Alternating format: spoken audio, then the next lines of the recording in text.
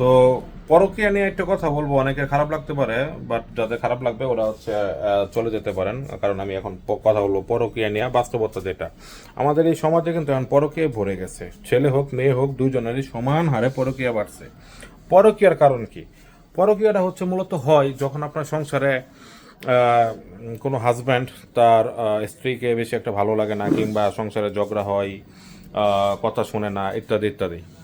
তেমনি একটা স্ত্রী যখন পরকীয়া করে তখনও হয়তো বা তার হাজব্যান্ডকে তার ওইরকম ভালো লাগে না, কিংবা ঝগড়া হয়, একই অবস্থা।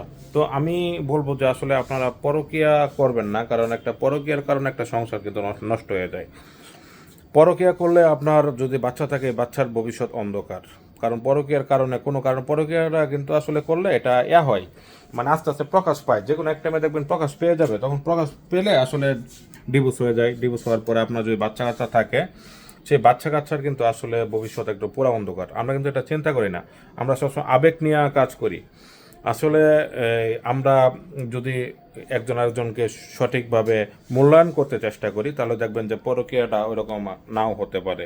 তো আপনাদের কাছে আমার অনুরোধ, দয়া করে পরকীয়া কেউ করবেন না। পরকীয়াটা খুব খারাপ, তাতে আপনার জীবন কিন্তু নষ্ট হবে। আপনি চিন্তা করবেন যে আসলে আপনার হাজব্যান্ড থেকে বাহিরের একটা ছেলের এমন না অনেক বেশি ভালো লাগে, অনেক সে কি না কি অমুক তমুক, সে আমাকে অনেক বেশি ভালোবাসবে। আসলে ভুল। আপনার হাজব্যান্ড আপনাকে যতটুকু ভালোবাসবে, পৃথিবীর দ্বিতীয় কোনো পুরুষ আপনাকে ততটুকু ভালোবাসবে না।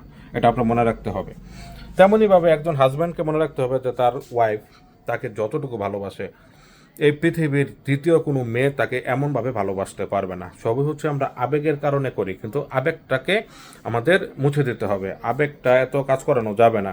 আমরা পরকীয়া করব না, কারণ পরকীয়ার কারণে কিন্তু শুধু আমাদের জীবনে নষ্ট হয় না, আমাদের জীবন যেমন নষ্ট হয় ঠিক তেমনভাবে আপনার সন্তানের জীবনও কিন্তু নষ্ট হয়। এটা বুঝতে হবে। কাজেই আপনার সন্তানের কথা চিন্তা করে হলেও আপনার পরকীয়া আজকে থেকে বাদ দিবেন। ধন্যবাদ। আসসালামু আলাইকুম।